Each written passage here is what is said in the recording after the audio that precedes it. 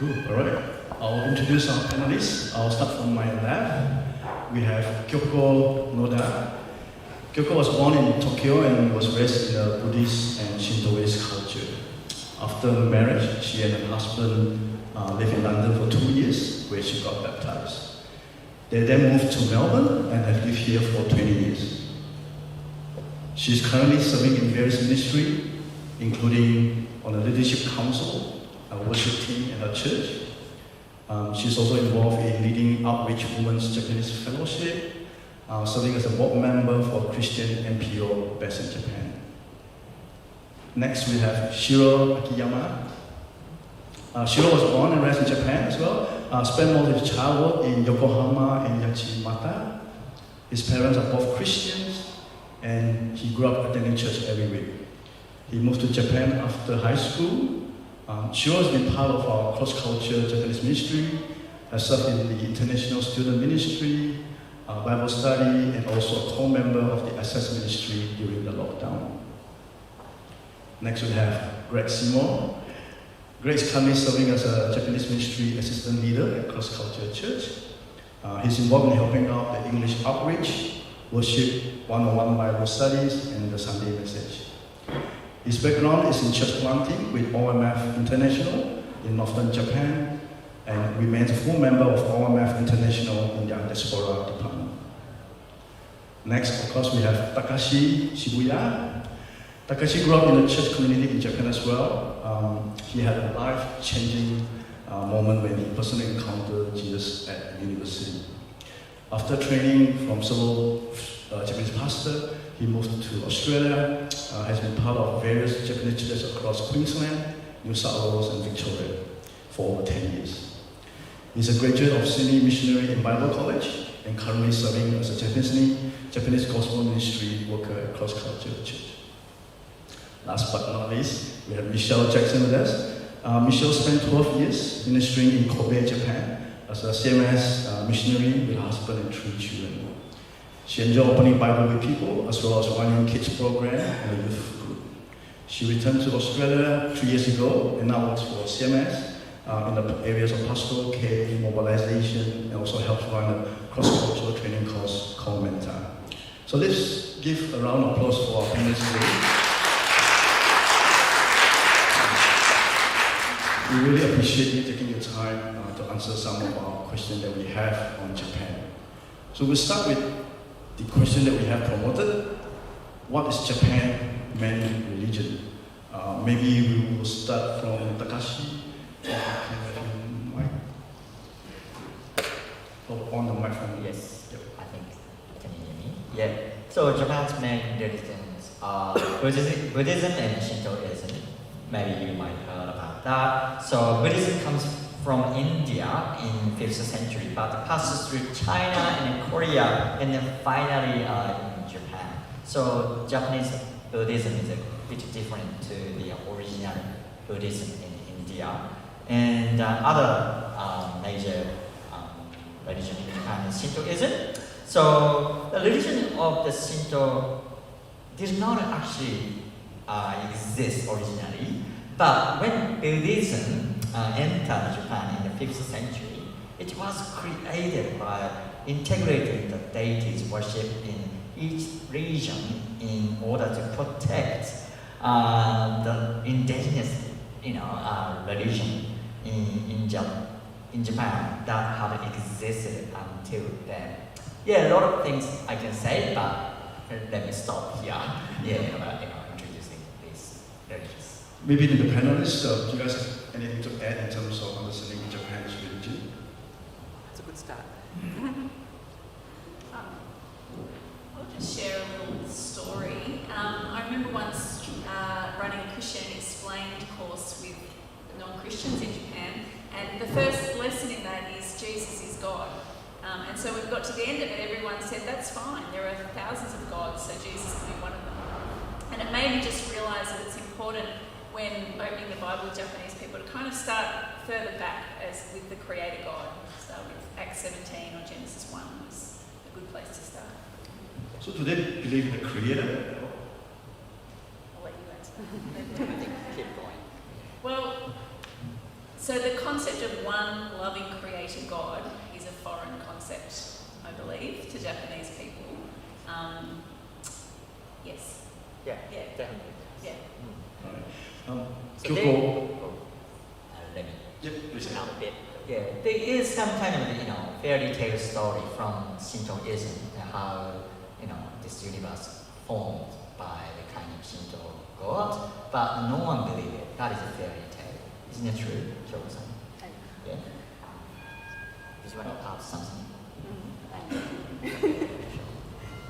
From Kyoko's side, right? Kyoko, I know you grew up in the Buddhist and Shintoist culture on your everyday or every week basis. What does that look like?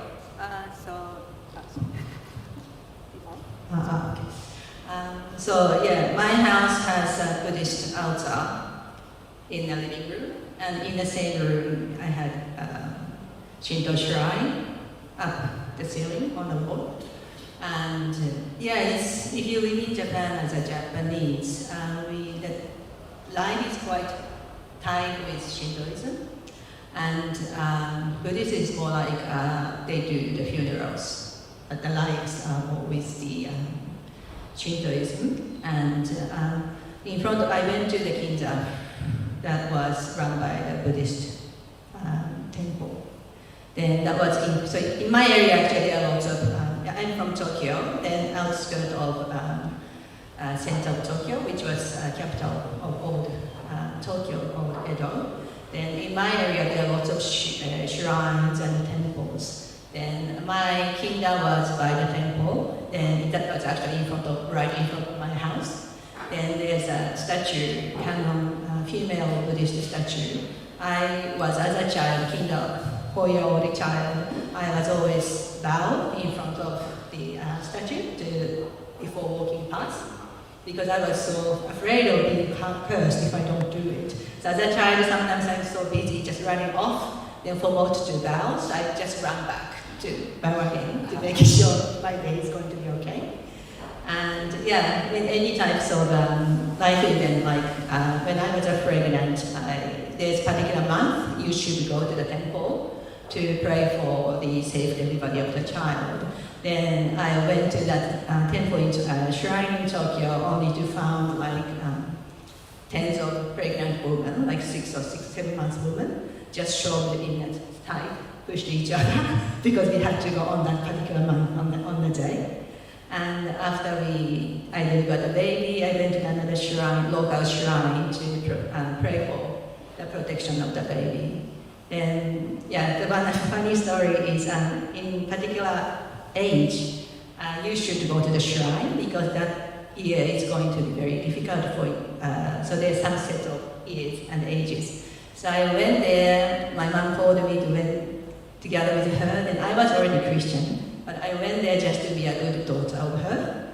Then she actually booked a seat to go to the shrine, inside of the shrine, and so the priest will be praying for probably tens of people. Then I said, no, I can't come because I'm a Christian already, I can't go to the inside of the prayer point. And she said, no, it's okay, Mr. Jesus will be one of the millions of God they have. And so it's so funny, she included Jesus to her religion. So that's how they think Christianity is safe religion. But they include it into they said 8 million gods exist. So it's funny that the way that she really counted Jesus as one out of the 8 million gods.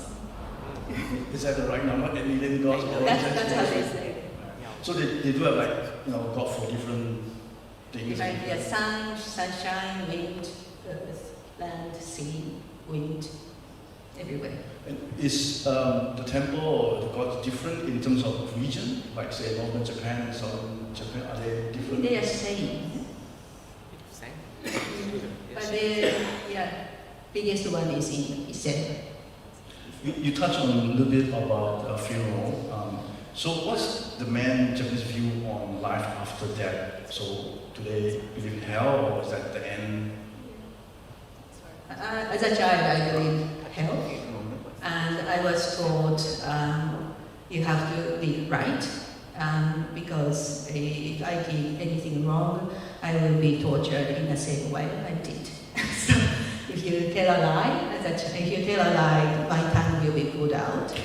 If you kill anything, I will be killed in the same way. But I already died, so I can't really die. The torture will be going. So as a child, I was so scared because I knew I told a lie. I told lots of lies already. So I was so scared. Panelists, anything to add on that? Life after death? The idea of hell exists, but it's not so much about the reality, but more educational purpose. Like parents use it. Oh, if you do some bad, you go to hell, so you shouldn't do that. That kind of more, analogy or more the picture to tell you that kind of, the idea. But usually, if someone died, automatically go to heaven. It's kind of, no one said, oh, he went to hell. It's not exist, right? Even someone who had a really bad reputation after death, or he went to heaven. That's what happened. Is that correct? I think so, but I think people are quite scared of the death because they have this conscious about how bad they did. So my mom was quite scared of when she was dying. Yeah, I think. You talk about heaven, so what would be the Japanese concept of heaven like? You know, they're happy to go to heaven, but what does that describe heaven to be like?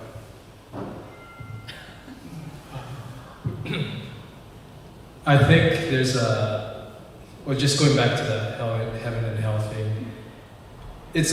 Japan has a very mixed idea, or Japanese culture has a very mixed idea of religion. It seems to be that it's quite permeable, like Shinto and Buddhist. They all can believe in both things at the same time, some people. Like a lot of people actually tend to do that. I think really devout people would go on one end of it, but people, because at school I remember like teacher would say something about, if you do bad thing, you're going to go to hell, or you're going to reincarnate as an ant, or something like that. So it's like two different, religion, but like one goes to heaven or hell, the other goes to reincarnation idea. So you get this mixed message. I think in terms of the heaven, the best idea that I can, or analogy that I can give you guys is, have you guys watched Dragon Ball before? No? Some boys, all the boys know, sorry. So in Dragon Ball, right, it's like, you go to heaven, and it's like you're basically living in another world, after your life. And then if you're really bad, you end up in hell, where basically everyone's always fighting with each other. And I felt like, Dragon Ball really kind of grasps the concept of what Japanese people think about heaven and hell. It's nothing really super serious. It's just like, afterlife. If you do really bad, you're going to end up with all these criminals and all the bad people. But then it's like, if you do good, you end up in this place where basically you're going to meet your former friends or family and all those kind of things. And it's almost like, and then in Dragon Ball, there's also the idea of reincarnation in some sense, because you get to resurrect, you collect all these magical Dragon Ball and, you come back. So it's all mixed up again, and everyone loves that story in Japan, even girls too. So, I don't know, I felt like maybe that's a good way to understand how Japanese people think about heaven and hell or afterlife. Yeah.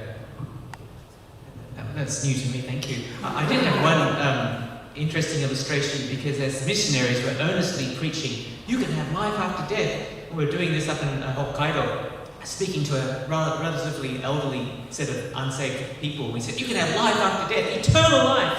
And they're going like that. And then one missionary said, and you can have eternal peace, which is also biblical, right?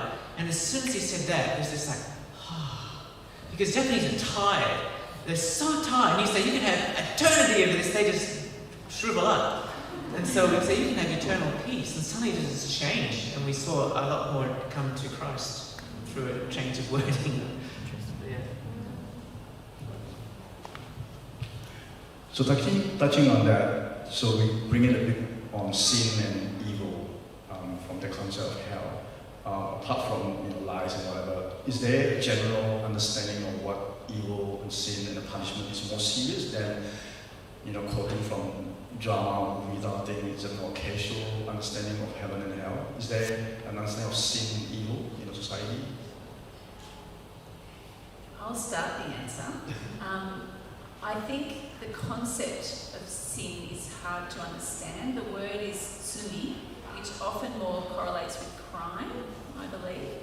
And so Japanese people, in a sense, when Christians talk about sin, it's not something they do. But on the other hand, in my experience, I saw a lot of Japanese people with a deep sense of their own sin, a deep sense of their own guilt. So it's a weird thing. And I'll just tell you a quick story. One man I knew who just was heavily burdened by his sense of guilt and didn't know what to do with it. But actually, he was an Elvis fan and had listened to Elvis music for 30 years. And it was actually Elvis's gospel songs that gave him a slight inkling that made him think maybe a church is where I need to go. So one day he walked into our church and he found the answer to his sin. So, yeah.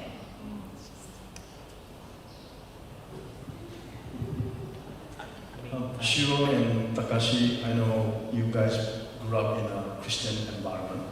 You might be in the minority. What's that like, growing up, being a Christian in Japan? Okay, yeah. I think Takeshi, did you grow up in with environment since child? Yes. Oh, okay. Good. Same here. So yeah, my parents became Christian, and then they got married, and then yeah. So I've been to church since day one of my life, probably. I think. Yeah, it's not the best childhood, I must say, in terms of being a Christian. I do feel like there's a couple of reasons. One is I think I thought there was a lot of negativity around the concept of Christianity, because if you go to Japanese school, you'll be taught about how the initial missionary came from the Dutch side, and then they converted a lot of Japanese people to Christianity, they got persecuted, and they got literally killed, a lot of people from that. Have you guys watched the movie The Silence? Yeah, it was quite cruel. A lot of cruelty was there. So that there's a strong negative, information about Christianity in Japan. So knowing that, I did feel like being a minority, and it was very difficult to share Christianity. They don't understand the concept of going to church, a lot of people, on a weekly basis, because religion tends to be very occasional things in Japan. So it depends on like New Year's, or as Kyoko was sharing, it's like possibly the day of the year, or your pregnancy, you go there, but it's not something that you regularly go. So yeah, as a child, all the kids were playing on Sunday with all their friends. They have like birthday parties, all that kind of thing. And my parents were like hardcore Christian, like really hardcore, right? So I could not miss church. Like, if I'm sick with like 39 degrees fever, probably, but below that, I wouldn't miss the church. That kind of, so I had to go to church every time. So it was hard, because you can't participate in a lot of things in that sense, because Sunday was the most free day for a lot of us, because most of the people work 6 days a week there as well. So all that kind of thing, that could have been quite challenging as a kid, I think. Yeah, maybe more from an adult perspective. Yeah, I think being different to the others are kind of shameful. So I have to say, I really scared to be bullied in a school setting. So I actually hide my face. Actually, yeah. At the time, my justification is, at the time I didn't have my personal, relationship with Jesus. So I do go to church, but I probably didn't have, much conviction. So I really scared with what the other people think about me. So even, the church is planning to have kind of evangelistic event, but I never actually invite my friend to the church, because, I didn't want to get kind of, weird reputation from the others. Do your friends see that like Christianity is more of a Western style religion? Is that understanding? Definitely yes, but also there's so many Japanese Christian-based culture group exist in Japan. So when usually people say I am Christian, people think, oh, you are that bad religion. Not so much about Western Christianity, but it's a really funny Asian culture group. Is that correct, Kyoko-san?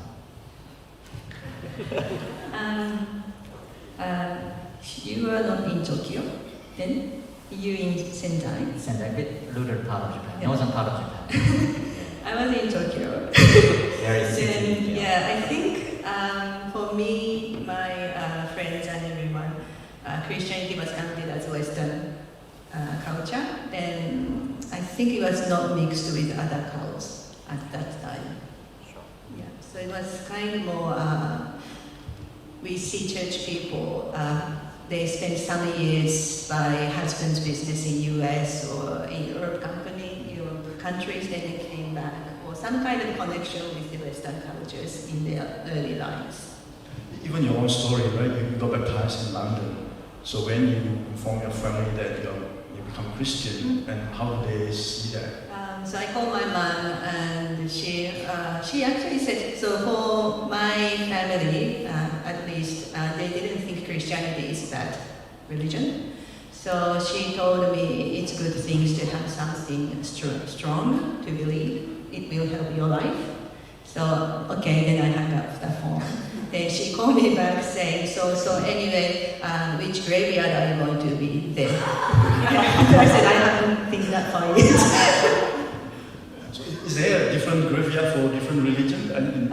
So my mom's side have a graveyard cemetery, which is a Buddhist cemetery. So this one is only to the Buddhist people. But I wasn't, so in the culture, if you marry to a man, I should be buried to his side.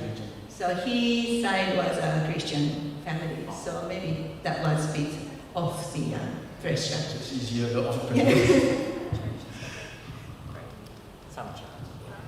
right. Yeah. I mean, we sometimes call it graveyard evangelism or graveyard church planting because part of the attraction of the new religions in Japan, you know, Sokogakai and all those ones, is that they offer free burial or discounted burial. And you know, for an older Japanese person to know that they've got a nice place waiting for them. So as a Christian church, we actually put a lot of money into some of the churches and building really nice. And that way, at least they give us a look. You know, they look at the door and say, "Well, at least we've got a place I'll consider Christianity further." That's interesting. I was just going to share that our church in Japan had a couple of grave sites that the church members were buried in. Yeah, so that was the Christian places. They couldn't go to Buddhist places. Yeah, but that's probably not all churches. Maybe I'll open to the floor as well if you guys have any question to ask the panelists. You can raise up your hand and Jess will bring the mic to you. Any question to ask? I do have one coming through the text and you guys are thinking about it. So the question is, what are the common barriers for people to come to faith or to grow in faith, if you can identify that? What are the common barriers for people, I suppose, both ways? What are the common barriers or hindrance for people to come to faith? I think the biggest barrier that I found was family. I think a lot of people attended Bible study and were really interested and wanted to learn and were growing or believing, but actually they felt they couldn't take that final step because they couldn't imagine telling their families. They just, one lady in particular, her family lived in the rural area and she genuinely thought they may die of shock if she tells them. So and there was another lady who was in Bible study for 8 years and she said to me, I would become a Christian if I wasn't a wife, a mother and a daughter.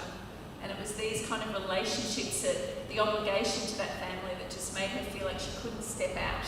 And in a way, becoming a Christian can be seen as betrayal of your family, of your ancestors, of your country. Correct me if I'm wrong. But yeah, so I saw that as a really big barrier. Yeah. In one case, one lady, her family hired a private investigator to investigate this church that their daughter was going to, and the investigator came back and said it's a dangerous cult and she should not go, and she was banned from going by her family. I think more different perspective. I think one of the barriers is no one knows about what the meaning of the Christianity or the gospel. So because of what I share, because the Christian, existing Japanese Christian, fear to be judged or kind of some kind of social soft persecution we receive from the society. We try not to say too much about the Bible. So at the same time, the non-Christian almost never heard about the true message of the Jesus. You know what I mean? Some people, invite people coming to church, but never say, who is Jesus? Why is that? Is that because too much explanation or too much, going deeper or detail means, oh, you're really weak. So kind of fear to be judged by the society. It's funny answer. Yeah, no, thank you. I mean, it sounds a bit harsh, but maybe one of the barriers to people coming to Christ in Japan is the church, because I spoke to one missions head within Japan, and he said most of the churches are not preaching Christ as the only way to salvation. It's just too dogmatic and very hard to preach Christ as the only path to salvation. So most people are quiet. But unless you have that urgency and that fervency and the tears of prayer, then there's not going to be that passion and that revival. So it's probably a matter of spiritual revival within the church. There's the other things too, so, Japanese people say, oh, we're not religious, but, I just wrote down the things last night. They're going to go to the 3, 5, and 7 aged, Shitsugo-san at the Shinto shrine, and then at marriage they're going to go to a Shinto shrine, Hatsumode, for the good luck at the beginning of the year. I was with a young Japanese guy who said, I'm not religious, but it's the New Year's Day in Japan. And he stopped the car and ran up into the temple and clapped his hands twice, and came back and he said, just in case. So all the Japanese people say, I'm not religious, and yet they're enmeshed in this whole network of expectations and ceremonies, and to come out of that, it's like betraying your identity as a Japanese. So the Christian church is doing very good. So you want a blessing ceremony, come to the church and be blessed. You want to pray for good luck on New Year's, we'll have a New Year's service. And so they're very good at doing that, but the church itself probably needs revival.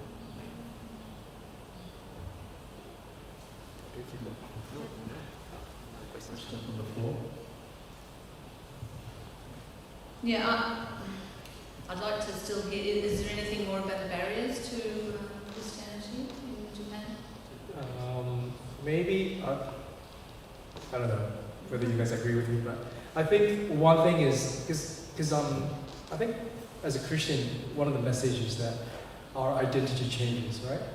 Our identity becomes part of Christ, or Christ becomes part of our identity. I think in Japan, or Japanese people, our identity is so embedded into society or our family orientation. Well, family orientation and societal orientation is kind of like commingled as well in Japan, because if you talk about traditional family, all they will say is, make sure in your community or in your society, you are the good people, like good person, you're the good working force. Those kind of things. Confucius, yes. But yeah, so it's so important, like it's one of the most important things, because reputation is so, it's basically more important than anything else in Japan, even for a lot of people. So imagine that is going to change when, because Christian message is that those things doesn't matter, it's all about Christ, Christ really took down that. And I think that part is one of the biggest barriers for them, because how am I going to live in this society once I change this identity? I no longer belong to this society, I'm going to belong to Christ, and that can be quite a big fear factor. I think that's one thing that I personally felt when I was going through my childhood in Japan, because everyone's like, it's all about other people, it's all about other people, but then it's like, you got to change that. For my experience, it was ancestry worship. So my mom had really hard time of that, because she was only daughter of the family. Then she had this cemetery graveyard, that stone she needed to pass on to my brother. And he changed the surname earlier age because we had small, smooth transformation. So for her, she thankfully got Christ. She accepted Christ before her death. But she worried so much. She said, she said to me she can't because she has to pass this on to my brother, which she did. So, but at that time I was saying you can be buried in a Buddhist temple. It doesn't matter. That's what Jesus Christ break the chain. So the destination doesn't matter on this earth, but you can still accept Christ. So. I'll touch more on that discipleship part two because we really like to hear your story. Because some of us here are also facing that challenge. Question. Yeah, I think my question has pretty well been answered, but just this perspective. So I was in church in Canberra where there was a Japanese family, and the husband of the family said to me once, we can never understand, Japanese Christians can't understand why Korea is actually a similar society to us, and yet Christianity has exploded in Korea and really taken off. Why not in Japan? So I don't know if you have any sort of response to that.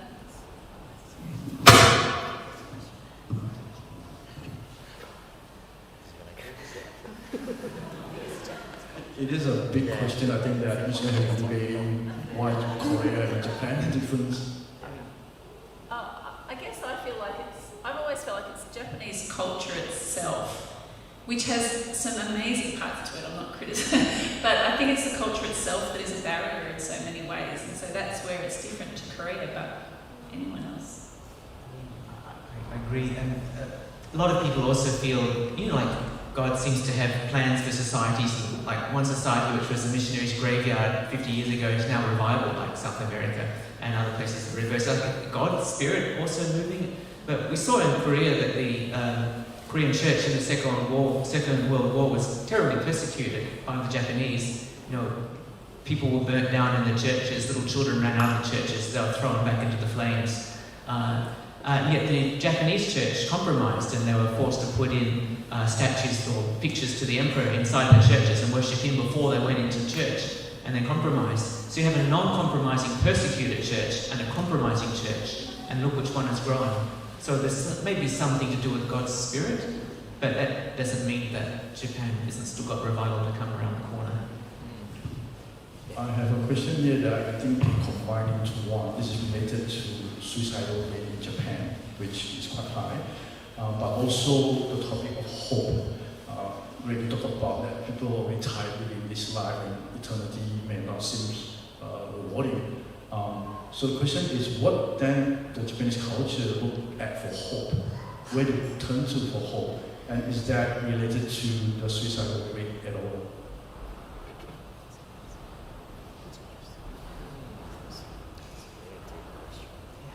It's like for Christian, we know that we can turn to Jesus for hope, but in general, do the Japanese turn to something else in regards to hope?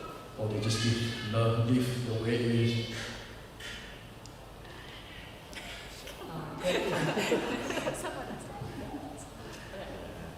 Greg, before you start, now just now you mentioned about when you share the gospel with the Japanese, and you even mentioned that you have eternal life, and then their response is like, Yes. and when you say eternal peace, then they respond well. So what's the difference? I mean, you say eternal life. Why do they respond such way, Yeah, that was actually a missionary who was preaching in a nursing home, so people didn't have long to consider it. And he was just saying, eternal life, and they were really like, no. But then when he said eternal peace, it's like, it's like it's that kind of relaxation. I think they're just tired. The expectations, the pressure of society, and they say, and you can have this forever. Yeah.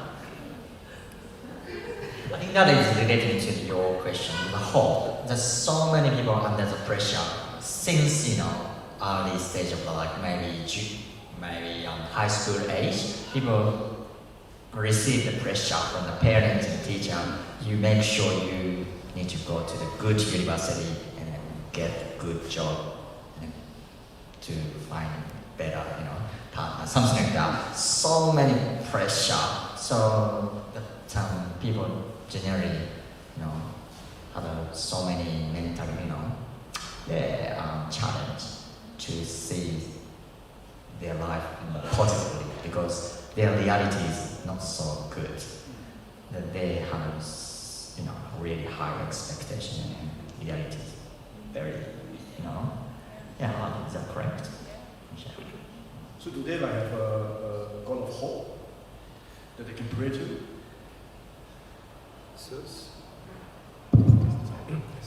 So, just going back to the suicide part, because I think it's something to understand why the suicidal rate is so high in Japan, not just in the teenage suicide, but even in adulthood, is that one is, the social expectation is so much. And Japan has this this weird concept that the harder you work, the longer you work, you're a better person, you're a better, part of this company or all that sort of things. Like I remember my friends, they say okay, my work starts at 9 o'clock. Oh, I go there around 7:30, start preparing for work, and then I'll finish around 8 o'clock, 9 o'clock at night.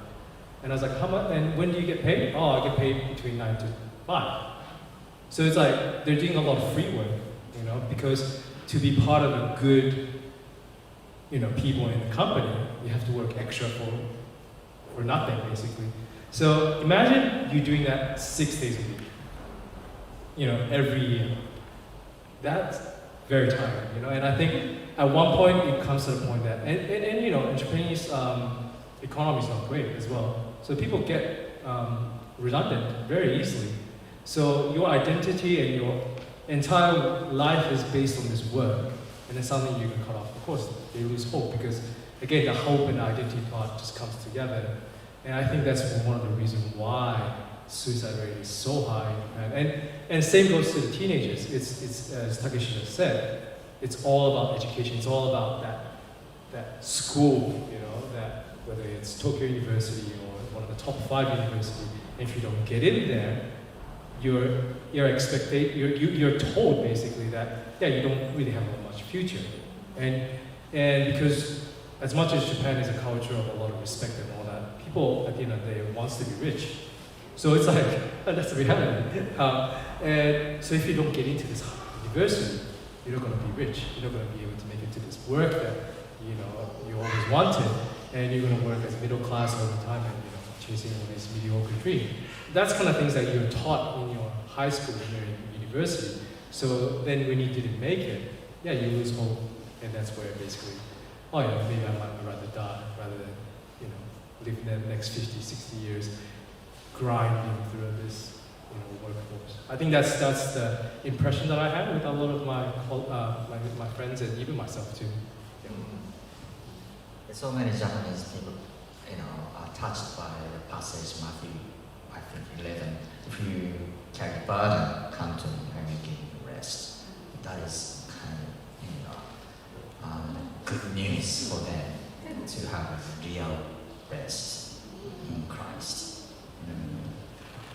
Any more questions on the floor? There's one question.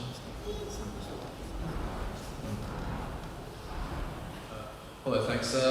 So earlier this year, for example, when I went to Osaka, I was in there on a Sunday looking for a church to spend a Sunday going to a service. Now, one thing I noticed is that there were a lot of chapels there that were in fact not running as services. As a matter of fact, they had no Christian service in there at all. There were many Christian themed churches that were used as reception venues. And I guess my question following from that information is, to what extent is Christianity sometimes viewed as Japan as just a cultural sort of hobby, in a sense? And does that also affect maybe its reception? Yeah, that was a good observation when you were in Japan and you saw all those churches.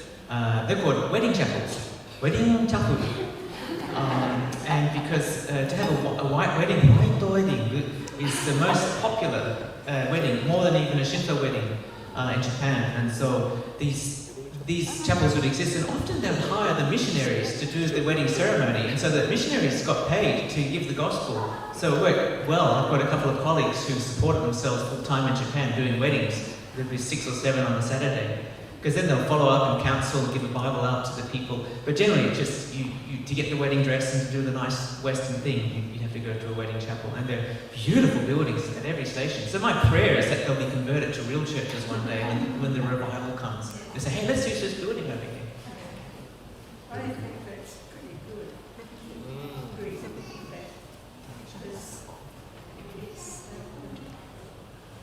We'll take a break now. Takeshi and Greg will lead us in a worship song, and then we'll continue with part 2. Everyone sing.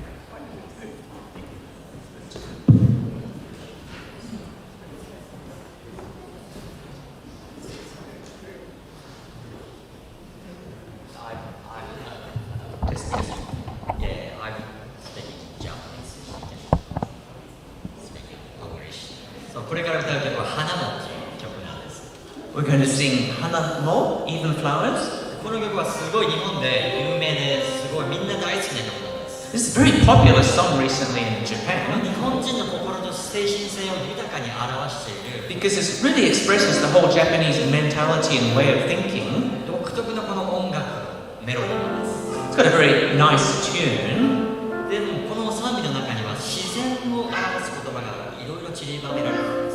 But the words, they particularly use a lot of scenes from nature. 日本は昔からこの自然の中に神様を見るというそういう文化を持っていました。 Japan culture, idolizes nature. It always takes a lot of meaning from nature. だから神道の神様はほとんど自然の神様なんです。 So, for example, Shintoism is about a nature god. Nature god's god of a rock, god of a stone. でもこの賛美の中に書いてあるその自然っていうのは神様が作られた自然なんだってことを発見した人の賛美になっているわけです。 But the writer of this song has discovered that all of this nature was created by the living and eternal God. この曲はこの苦しみがこの世界にはあるんだけれども、やがてイエス様が来られるから、それまでに一緒に賛美して、このイエス・キリストが来られるのを待とう、そういう賛美です。 And so this person now, knowing the true living God, knowing that we wait for the coming of Jesus, we rejoice in that hope. Let's sing. 「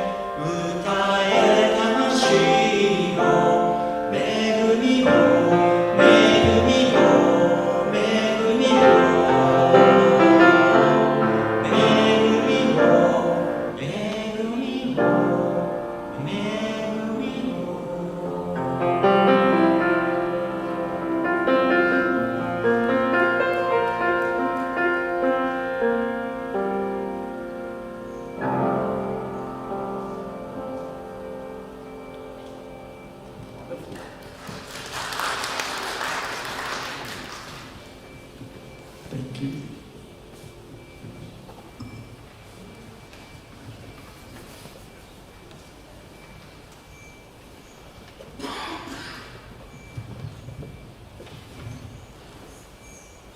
I'd like to invite the panelists back on stage.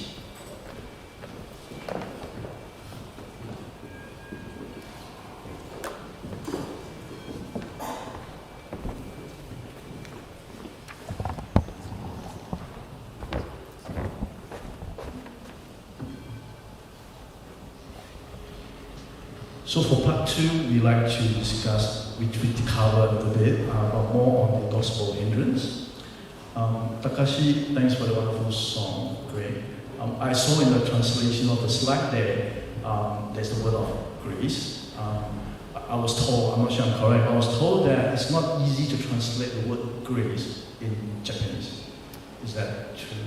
Yeah, that's correct. We do have, grace in megumi in Japanese. Yeah, we do have the word itself, but it is hard to actually, people to grasp the real meaning in a Christian way, because the people think a gift of grace given means a gift must be repaid. Yeah, that kind of culture is Japanese. I think this teaching comes from the Confucianism, that is maintaining social kind of unity and respect and loyalty, not restricted to the Japanese culture, but a lot of Vietnamese culture and Korean and Chinese culture affected by the Confucius teaching. So it's kind of even the Christian world. Of course, the people listen to that Jesus is a free gift from God, but it's kind of almost like people think God has given us Jesus. Now give your life to God. So still need to pay some kind of, yes, okay. No, thank you, God. That's right. I need to pay something to you, right? That kind of the understanding of the grace is really, I think, one of the hardest part of the doctrine, I guess. So in terms of Greg and Michelle's experience as missionary in Japan, is language a barrier, or some of the terminology like we talk about grace is harder to explain? Is that a problem from your experience? Do we get lost in the translation? Yeah, thank you. The language is a barrier for those who can't speak it. But yes, there is, in a sense, you've probably heard of the well-known missionary distinction now between guilt-innocence cultures and, say, sin-shame cultures. And the Romans and most of Asia and definitely Japan is more of a honor-shame culture. So in a collectivist culture, it's not so much whether I'm a sinner, but it's whether I'm meeting the expectations of my collective culture or not. Rather than personal sin, it's about whether I'm honouring my community. And so the Bible actually has more about probably honour and that side than probably innocence, guilt. However, for the missionaries to say, you can be right with God, they say, what does that mean? Well, for example, if I tell you that you need to leave the office early on a Wednesday and go to a Bible study, for us we say, oh, what a righteous person, he's going to a Bible study. And the Japanese say, what a sinner, he's not going, working with his team until late, till 9 o'clock at night. And so, who's right? I think Japanese is hard for Japanese people even, and it's safe to say that. So, in Japanese you'll have a lot of words that sound the same, but have a different meaning, and they'll have a different kanji attached. So even listening to a sermon can be sometimes hard to follow, or there might be polite levels of language that are hard to grasp. So Japanese itself is hard, and so I had a number of friends who spoke English, and they chose to read the English Bible just because the Japanese Bible presented terms that they hadn't heard or couldn't understand. And I think the gospel is hard to grasp, as Takeshi has explained. And I almost see it as almost like a 10,000 piece jigsaw puzzle, whereas at first it's just a mess and you can't understand anything. But I think it's a long-term thing, and so as we open the Bible with people and we go through it with them and read it with them, gradually, little by little, as pieces come into place, they can start to see a really beautiful picture. And people do eventually fall in love with Jesus. So it's not so much in Japan, I find you can't do a 6-week course and, oh, look at that, they've all become Christians. It was more like a 6-year course in some cases. It just took time. And I had a number of people who joined, a number of ladies joined our Bible study, not Christians, and they said at the beginning, oh, I'm Buddhist, I'm not going to become a Christian. But they were just curious about what is this Christianity, But over time, as we just kept reading Bible stories and reading things, they just gradually fell in love with Jesus. So it just takes time. And it's really good, I think, when we open it with them and we can explain even before we read a passage. We might say, so the Pharisees were these people. That was their attitude. And so when we read it, it's not so, I can't understand anything. It just, it's a good thing to do together with someone else. Is that your experience, Shiro? Did you, your parents that read Bible stories to you in English or in Japanese when you grew up? Sorry, repeat the question again. So is that your experience in terms of whether Japanese language is used from a Bible point of view? Personally, yes. For me, English was way better because my Japanese is not great. But I was taught initially in Japanese most of the time, and I had no idea what it was like. It was so difficult to understand. Japanese Bible tend to use what my parents were using was very old school Japanese Bible, so it was very. They used a lot of uncommon words. Japanese itself has like 3 different types of speaking. Like the casual, formal, and the respectful ways. So, and when you're a child, you don't really know much about the formal and the respectful ways. It's mainly more casual. So that was very difficult to grasp. That's something that I still remember. And also, we don't really have too many good materials about Bible outside the Bible. So let's say like commentaries and all that stuff in Japanese. We don't really have that many. So that's why it gets really difficult as well to learn about Bible, I find. I find it when I start reading Bible in English, then you start listening or reading like other materials that talks about the Bible, you have better understanding of the Bible and didn't really have that chance in Japanese. Others, are there anything to add on that? Kyoko, your experience, I know you talk about family is important and that could be one of the hindrance to accepting Christ. We'd like to share about your experience, but in terms of more to do with, as I asked before, the ancestor worship part. Some of us here also of that culture, and we all have challenged to become a Christian and handling ancestor worship. So how do you do it from your own experience? First of all, I'm a Zōzan of the family. I'm a woman, so I'm out of the chain. So there's no, from my family's perspective, there's no, I didn't have any obligation to follow the ancestry thing because after married, I'm more tied to husband's side. For my experience, I always curious in Christianity through learning language. I love studying the English, and the part of the, not the textbook, but probably part of the studying the language is sometimes you learn from some verses from Bible or what Mother Teresa said or Martin Luther said. So that was part of the English study for me. Then I was always curious about what the Bible is. Then I went to my university was run by the Spanish Catholic.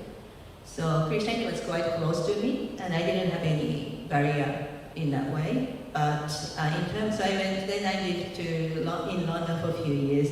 Then I was outside, the barrier was broken because I didn't have any friends and food stopped me going any further.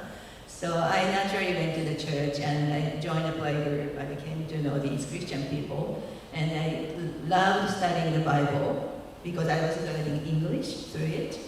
But I just was so shocked to know these people actually believe in God. And I was so shocked with that fact. And it took me a while. Then I was so scared. I don't need to go this further any longer because I was just studying. Then, it's just so surprising that these people so like me because I knew them through the playgroup. So we have similar age toddlers and babies, and we talk how many times you change the nappies and I couldn't sleep that night. These things, so that's just so normal. They actually believe in resurrections and Virgin Mary, and what is this? And I was so shocked. Then I tried to be sure, so I went on Google search and typing like anti-Christian, atheist, what they do think about Christianity. I just tried to be safe. Before going ahead, I wanted to understand what the other side think of it. But I just then came to know that nothing will prove by the other side. But I just need to, if I want, I just seek it. And yeah, that answer was given me that way. Shiro and Takeshi, I know you grew up in a Christian family.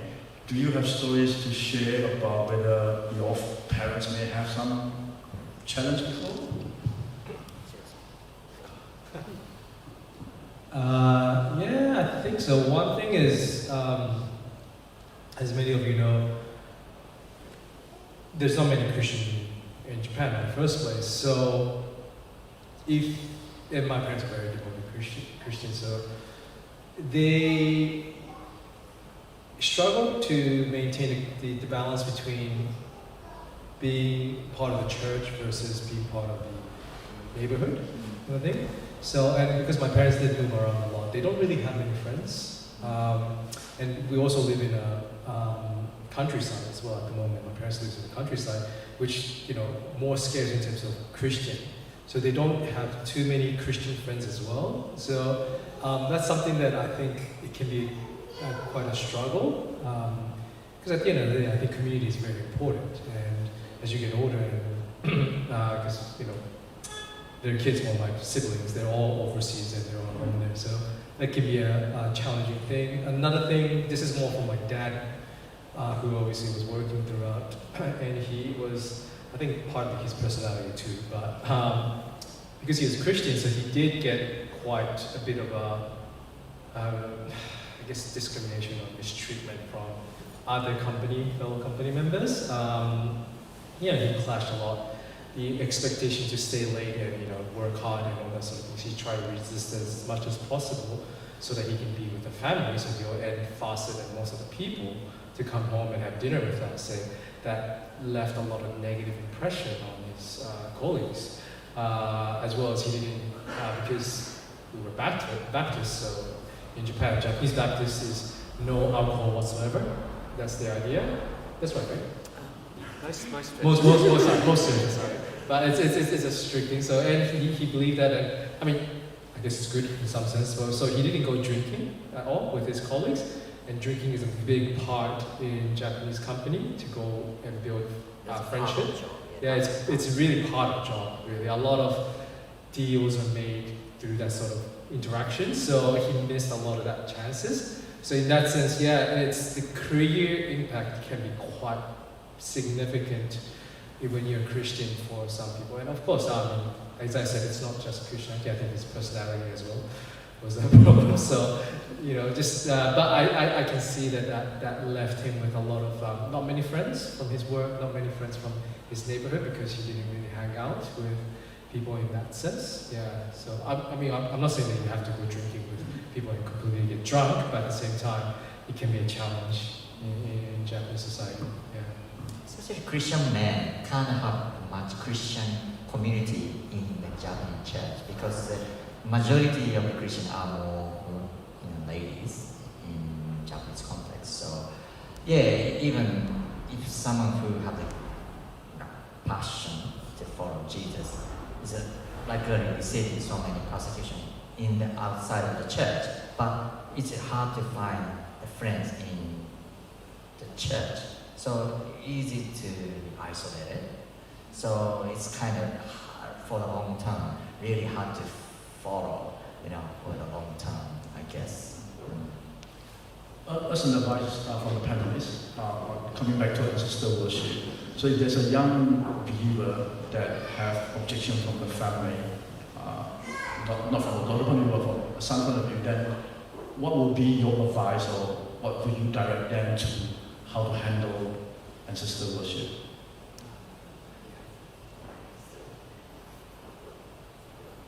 Just imagine someone come up to you and say, I have this problem, how would you advise or pray for?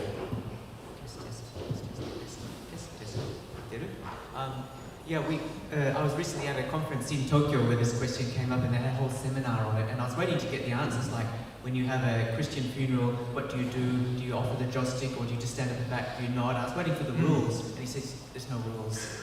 It's really what is right in your family context, which would combine respect with obedience to God. And so generally that might mean that you go to the funeral but you don't bow or sing or offer joss sticks. And it might mean that rather than doing the ceremony at the gravesite, you might take flowers later.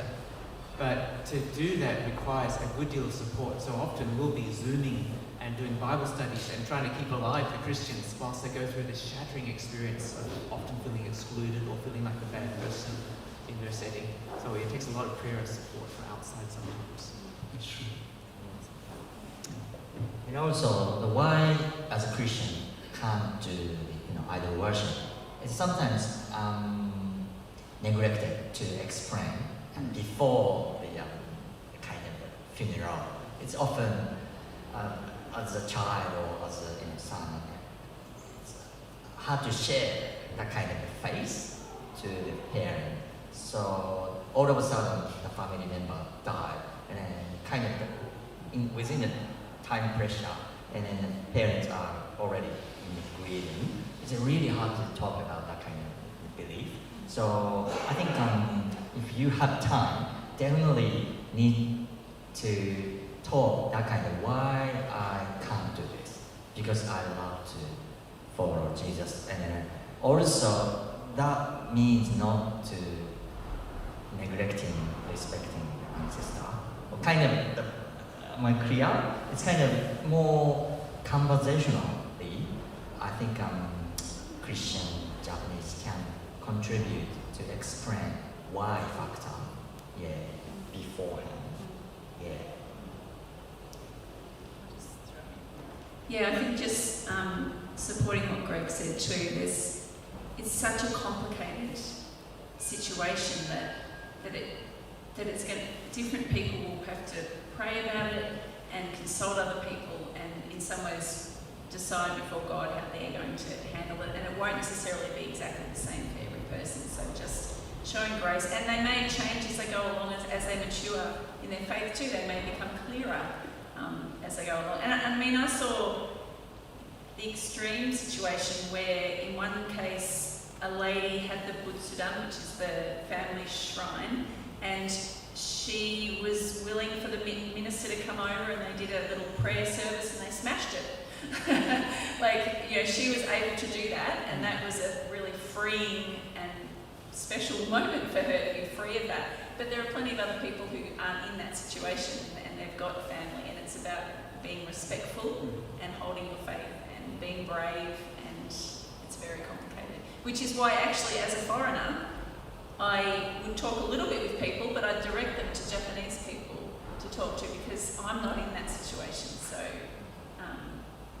that was my approach. Now, there's anything else to add on that? On Kyoko, we touched a little bit on that family altar that you said that it doesn't pass to the daughter. And some of the Chinese culture, we do have that. I do have that challenge. So assuming, is that experience or story they've heard that when they're passed on and the son becomes a Christian, what do they do with the altar? Do they put it back into, for my context is we are able to put the family altar into a temple and let the temple deal with it. Is that similar in Japan?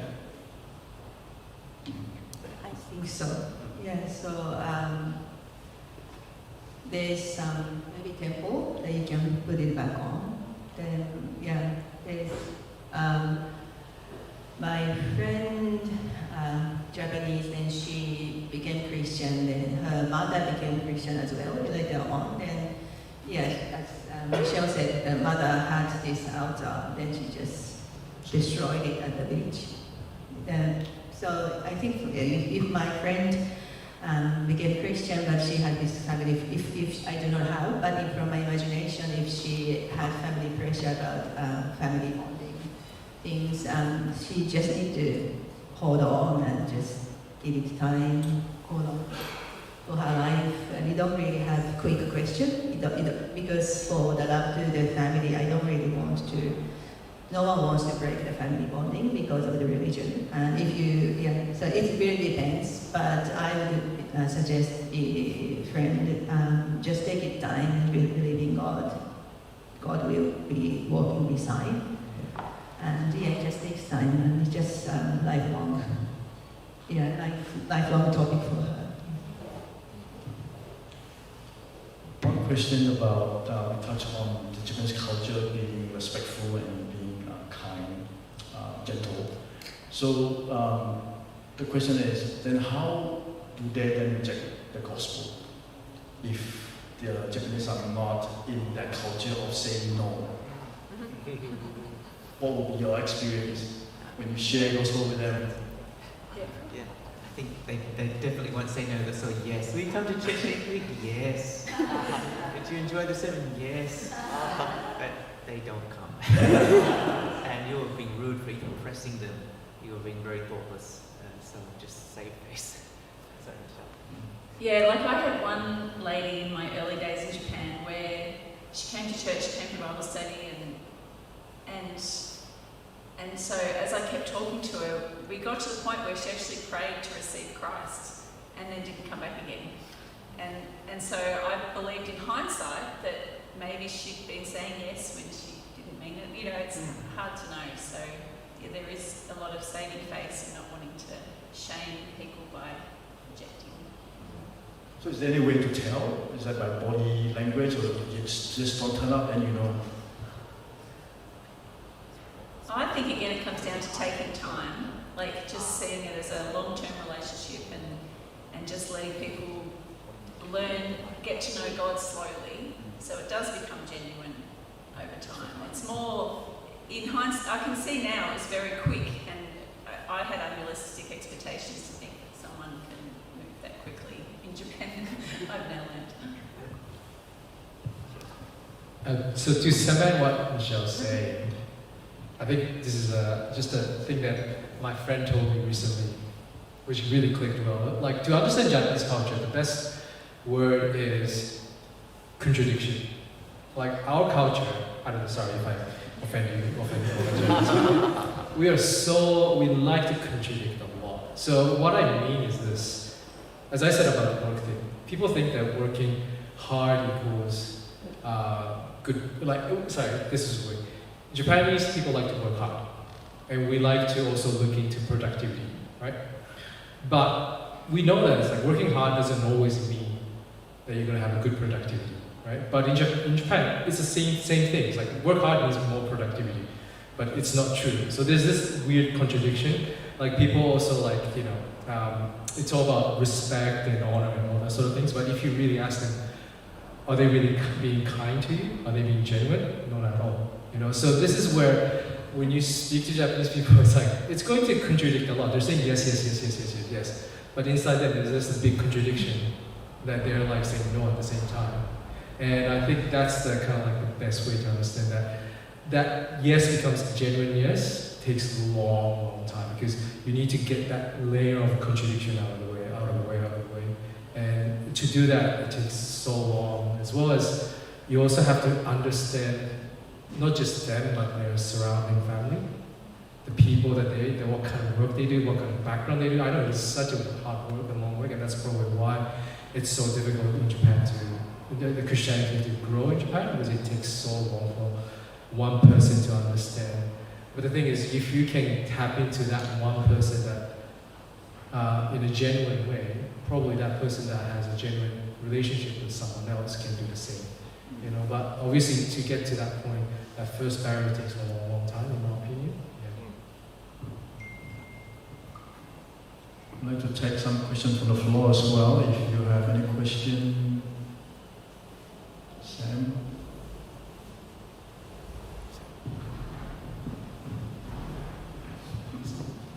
Thanks very much, this is really good. Just a question about sacred texts. So we value the Bible very highly. So in Shintoism and Buddhism, that similar as well, or is it more about ritual? And if so, is that a barrier for people to accept that this book actually is written by God? Yeah.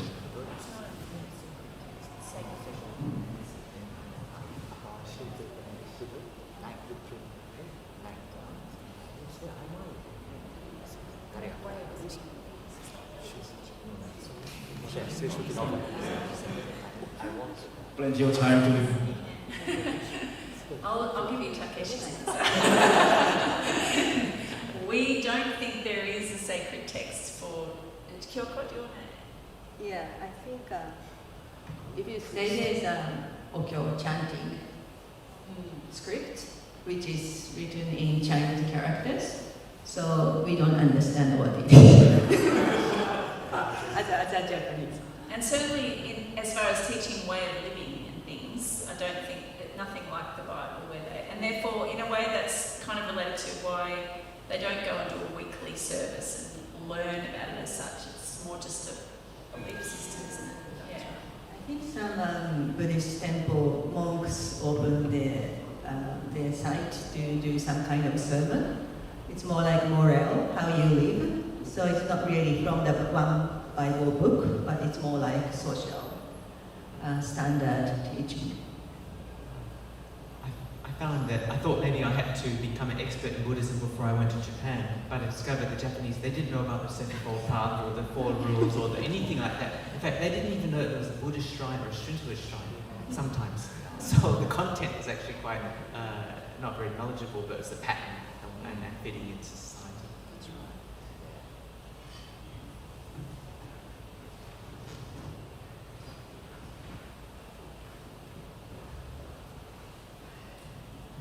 Just getting back to a language type issue, I have a friend from Central Asia who, when she miraculously became a Christian, and she said when she first heard the name Jesus in her native language, it changed everything for her. That was a really dramatic, revelation moment.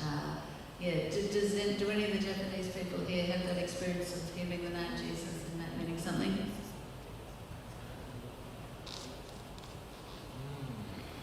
I think a general speaking that when in Japanese language, the Jesus is yes, sama, but that doesn't make sense at all, right? Yeah, it's a bit like yeah, that's right. Oh, that's right. Exactly. So it's a bit hard to always introduce the name of Jesus. So even I and Greg intentionally maintain using Jesus is an English word rather than using yes, sama. So yes, sama is a bit limiting. How to say it? It's a bit weird, huh? It's a bit weird, isn't it? Yeah. So it's a really tricky word, right? As we said, there's Yaoya Raji, there's 8 million gods. So we could say, instead of saying Kami, which is God, the missionaries say to say Kami-sama, which is respectful, which is high God. But even so, it still comes across as just one of the gods. So sometimes in our evangelism here, we just say Goddo. Similarly, but instead of saying Hezu, and then maybe adding Sama to make it like Hezu-sama, we just say Jesus. And sometimes it has less baggage. So we're just trying to work on it. Other question? I won. Sorry.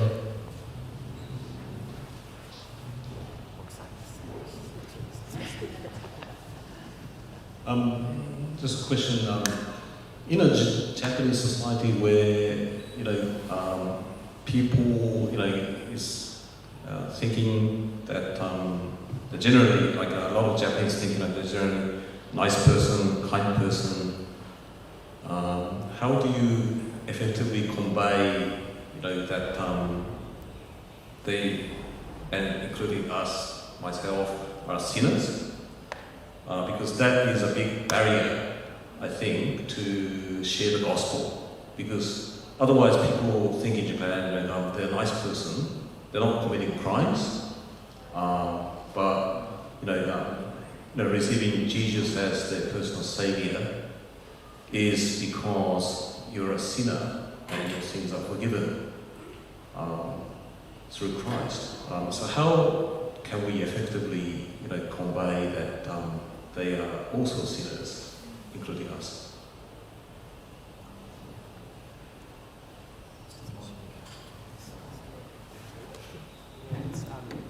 Thanks. And people might not realise from Frank's incredible West Australian accent, he's 100% Japanese. So, I mean, I think we encounter that even in our society, where we think that person's such a nice person, they can't possibly go into hell. My own mum's like that, right? But when I get to know them and I see that stubbornness and that something in there, you realise they need to know Jesus. So I think for the Japanese folk, maybe working away from this, the sin thing, and maybe talking about shame and honour. And for example, Adam hid himself in the garden because they felt shame. And before Creator God, we're in a shameful place. Can you face up to your Creator now? How would you feel about that? I feel a bit ashamed. Well, then you need Jesus, who died on the cross for you, took your place, and welcomed you back in the family. I guess you have to create a sense of need, and you've got to preach the gospel. Unless you preach the gospel, there's not going to be that need. We touched a little bit on the graveyard, but in a different context. But I was told that for missionaries, Japan has been called the graveyard for missionaries for a different reason. Is that true? Is that because there's not much fruit that people can see coming out from missionary women to Japan? Yeah, I was certainly told that when I went there. Japan's a missionary graveyard. Why don't you go to an easier country? I think, I'll give this over to more qualified people, but my hope is that it does go in waves, and we need to be faithful when we're here so that we can enjoy it when we're here. We're just going to keep sowing the seed. But in the meantime, I had an interesting statistic that 16,000 Christians in Japan die every year. That's just from old age, it's not just a thing. And 8,000 are born again. So you think that Christianity will be going down. However, the good news is that 8,000 Christians have been born again overseas every year as well. So we're about flatlining. And so yes, it is maybe not the season at the moment, but it's the season for us here. A Japanese person is 30 times more likely to become a Christian whilst overseas. So that's our job now, while we wait for God to bring revival to Japan soon. And I think it helped me a lot, having people talk to me before I went to Japan, and just helping me have clear expectations, realistic expectations that language is slow, relationships take time to build, ministry is slow.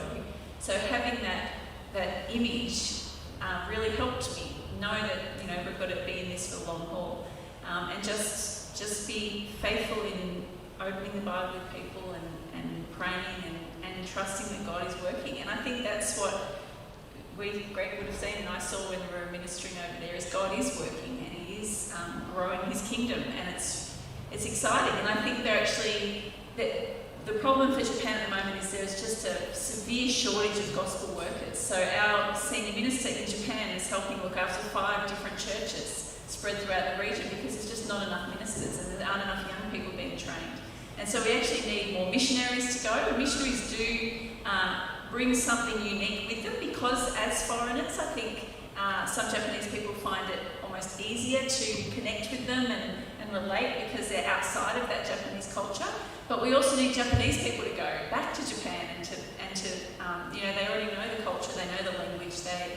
We need more people to teach the Bible and to do ministry in Japan. So I don't think it's quite the graveyard that maybe it used to be. I think God's working.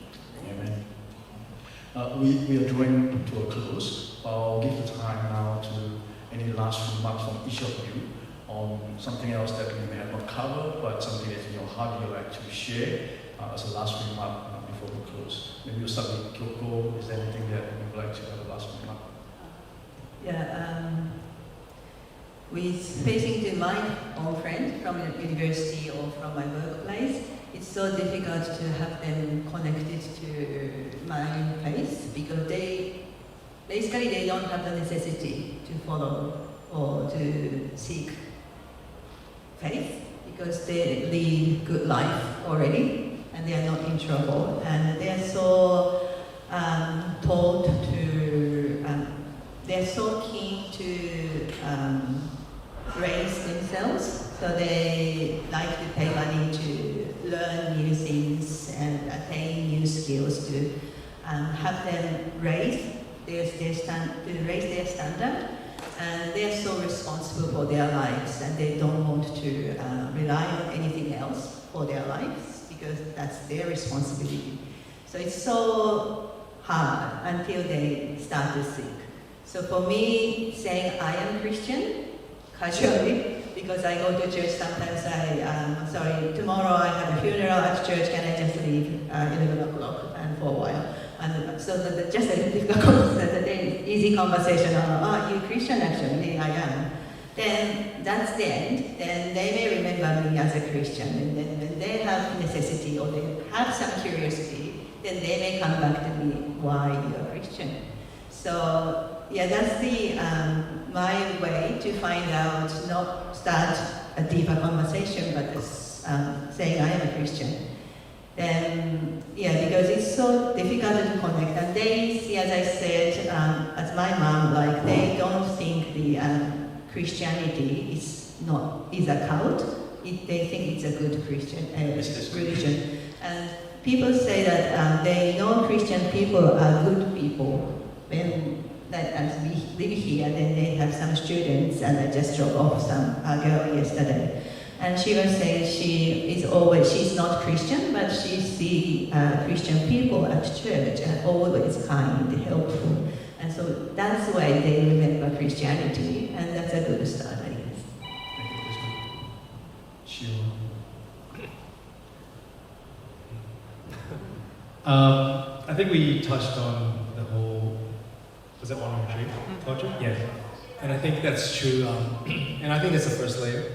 When you talk to Japanese people, I think you need to understand the shame and honor culture part. And I think that's, if you can really understand that, that shows, or at least you're going to get some respect from Japanese people, I think, because they see your genuine understanding of the culture itself. But also what I feel is that we as Japanese missing on a personal level is that the unconditional love, we don't really get to experience that at all. Or just, like, I think in Western culture, there are some level of unconditional love, not a perfect love, but unconditional love from some good parents, good family orientation. But in Japan, it's like even within the family, we don't get that close. We don't really say "I love you" to each other. It's just a weird thing. We're just so self-aware sometimes. I don't know what it is, but I think because it's more about respect rather than love, that's the problem. But I feel that once you can go into that deeper level, it is great to talk about unconditional love that Christ given. I think that really attracts the Japanese people, like around my age or someone a little bit younger. I think they're really craving for that unconditional. You don't need to do anything to gain love, because a lot of people in Japan is all about work hard, earn that love, earn that respect. But it's like, no, you don't need to earn anything in Christ. I think that's something that at one point you can talk to other Japanese people about it. Yeah. And that's something that I felt when I came to Australia. I felt like, oh yeah, people really love you, and they express that, freely. And that's something that's really, really important. Yeah, that we don't get that in Japan. Yeah. Yeah, I think if people are getting saved, generally I've seen it in the context of community. Like when Akatsuki, who got baptized here a couple of weeks ago, he said it's because everyone was so kind to me. And often we find that in Japan, people who did come to Christ is because they came to community or they came to worship, and then one lady was singing this song where the words were, I love you, I love you, I love you, and she just broke down in tears. And just to have this warmth and this sense of being loved. And then later they learned the theology, maybe 3 or 5 years later, a sense of community and being loved in community. So pray for Japanese communities and pray for our own Japanese community here. Yes, some of you guys might have. So then how we can evangelize, practically. I think from my experience, Genesis chapter 1, 2, 3, we recently finished Old Testament, big picture. I think that speaks a lot to the Japanese because God created the whole universe and you, and it was really good, so good. But why this has happened? Why this our world has so many issues? It's kind of Genesis chapter 3 talking about that. It's kind of God's big picture actually is really help people to understand what is going on in this world. And spiritually they open their eyes to see the reality of their life. The legend of the Bible. And I guess I just encourage everyone that if you're not in a position to do ministry to Japanese people, then I encourage you to pray and pray for the people who are working over there and those who are working here in the church. And as Greg said, we believe revival's coming and God's working and we can all be a part of that ministry. God's got a heart for Japanese people and so we can too. Let's give our panelists a round of applause.